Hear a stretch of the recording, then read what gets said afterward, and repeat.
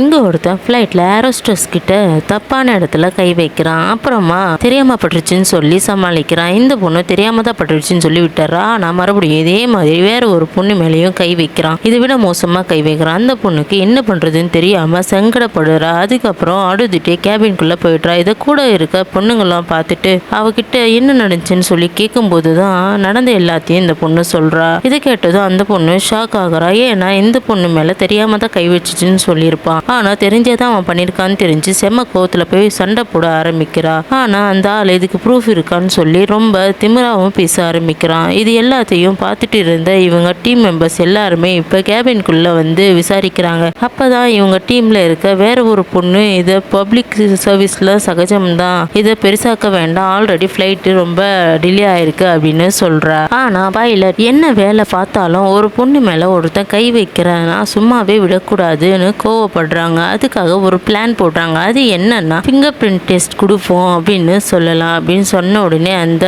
பாதிக்கப்பட்ட பொண்ணு finger print எப்படி வரும்னு கேட்பா. அதுக்கு பைலட் சொல்லுவாங்க ஃபிங்கர் பிரிண்ட் வராதுதான், ஆனா இது இந்த ப்ராப்ளத்துக்கான ப்ரூஃப் தானாவே வந்து நம்ம கிட்ட சேரும் அப்படின்னு சொல்றாங்க. இப்ப பைலட்டும் டைரக்டாவே அந்த ஆளுக்கிட்ட போய் விசாரிக்கிறாங்க. ஆனா அந்த ஆளு மறுபடியும் ப்ரூஃப் இருக்கான்னு திமிரா பேசுறான். நாங்க ஃபிங்கர் பிரிண்ட் டெஸ்ட் கொடுக்க போறோம், அதுதான் ப்ரூஃப்னு போலீஸ்க்கு கால் பண்ற மாதிரி ஒரு ஆக்டிங்கை போட்டுட்டு கேபின்குள்ளேயே வந்துடுறாங்க. அவங்க அப்படி சொன்னதும் அந்த ஆளோட பயம் அவன் மூஞ்சிலேயே தெரியுது. உடனே பயத்துல அவனும் கேபின்குள்ள வந்து செஞ்ச தப்ப ஒத்துக்கிறான். இருந்தாலும் சத்தமா மன்னிப்பு கேட்க சொல்லி பைலட் கேட்கிறாங்க. அவனும் அதே மாதிரி சத்தமா கேட்கிறான். இவன் சொல்ற சாரி உனக்கு ஓகேவானா அந்த பொண்ணுகிட்டையும் கேட்கிறாங்க. அந்த பொண்ணும் ஓகே சொல்லிடுறா. லாஸ்டா காலையும் விழுந்து மன்னிப்பு கேட்டுட்டு அவன் அங்கிருந்து கிளம்பி போகும்போது இந்த டைம் நமக்கு ரொம்ப நேரம் சரியில்லை அப்படின்னு சொல்றான். இதை கேட்டதும் பைலட்டு செம்ம கோவப்படுறாங்க.